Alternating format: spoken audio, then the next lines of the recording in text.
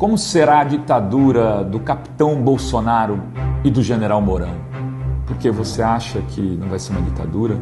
Você acha que você vai eleger no voto um governo militar e que depois eles vão sair bonitinhos pela porta da frente no voto?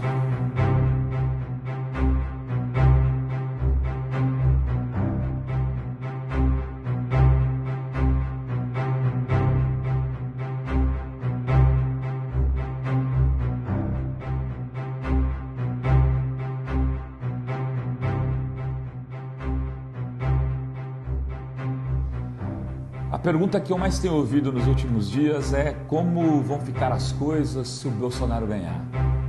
Tem algum risco para o Brasil? Será que ele pode implantar mesmo uma ditadura? E em alguns momentos, quando a gente começa a conversar isso, a resposta é: mas não, né? O Brasil é uma democracia. E outra coisa, ele é malucão, depois a Globo controla ele, depois se dá um jeito. Deixa ele ganhar primeiro, deixa ele acabar com o PT e depois a gente vê o que faz. Isso parece uma coisa tranquila, suave, né? De boas, mas eu quero dizer para vocês o seguinte, que não se coloca militares no governo num dia para tirá-los no dia seguinte. Não existe na história do Brasil e de todos os outros países da América Latina nada semelhante a isso. Eleger militares um dia e depois cansar deles e tirar. Porque, inclusive, a primeira coisa que o governo de militares, de um capitão e de um general, vai fazer é encher os ministérios de militares, é ocupar todos os cargos de direção das estatais com militares, é aumentar o salário dos militares para que os militares possam defender o governo com o que eles mais têm, que é as armas. Com armas eles vão defender um governo que vai fazer o quê? Que vai fazer o que o general Mourão e o Bolsonaro têm prometido em encontros e eventos e entrevistas. Por exemplo, acabar com o 13º. Por exemplo, acabar com 1/3 de férias. Por exemplo, diminuir o direito das mulheres de tirar 4 meses de licença da maternidade para 1 mês de licença de maternidade. Por exemplo, privatizar a Petrobras, o Banco do Brasil, a Caixa Econômica Federal, o nosso pré-sal, tudo aquilo que a gente acumulou em anos e anos de história. E aí, no primeiro momento, a economia dá uma melhorada. Por que a economia dá uma melhorada? Porque é dinheiro entrando. É dinheiro no caixa, capital externo investindo, porque você está vendendo o país. Essa melhorada garante ao governo que está entrando um fôlego para, por exemplo, fazer outra coisa que eles já disseram também que vão fazer, que é, de repente, instalar uma nova ordem constitucional, ou seja, fazer uma constituição com notáveis. Mas essa Constituição vai ter o quê?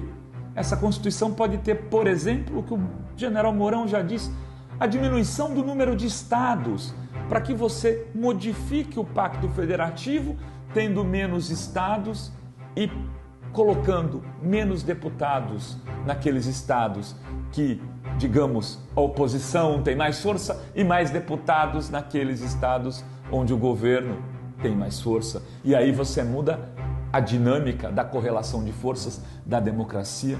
Uma ditadura nunca aceita ser chamada de ditadura. Aqui no Brasil, em 64 a 84, a ditadura sempre se chamava de regime de 64, de regime democrático.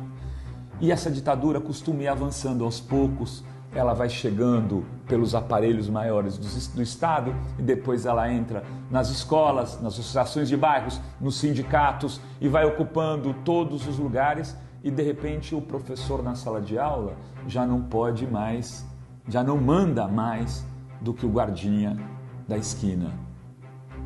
Só que tem uma diferença da ditadura de 64 para essa de 2018, se a gente vier a cair nela. As tecnologias permitem um nível de fiscalização e de controle muito, mas muito maior do que naquela época. O guarda não vai esquecer quem era você, porque você está mapeado por algoritmos, por câmeras em todos os cantos. E até esse vídeo que você está vendo hoje, se você estivesse vendo numa ditadura, as pessoas saberiam o que você está assistindo, até onde você assistiu, em que lugar você assistiu, em que momento você encaminhou esse vídeo para alguém. O nível de controle, o nível de sofisticação atual permite um nível de domínio muito pior. É por isso que eu queria dizer para vocês o seguinte: não é brincadeira eleger o capitão Bolsonaro e o general Mourão, porque não se brinca com as Forças Armadas, não se brinca com a história da democracia, não se brinca com os direitos da mulher, do LGBT, do negro, do nordestino, do pobre, do intelectual, do democrata, daquele que acha que viver num país livre é algo muito importante. É isso.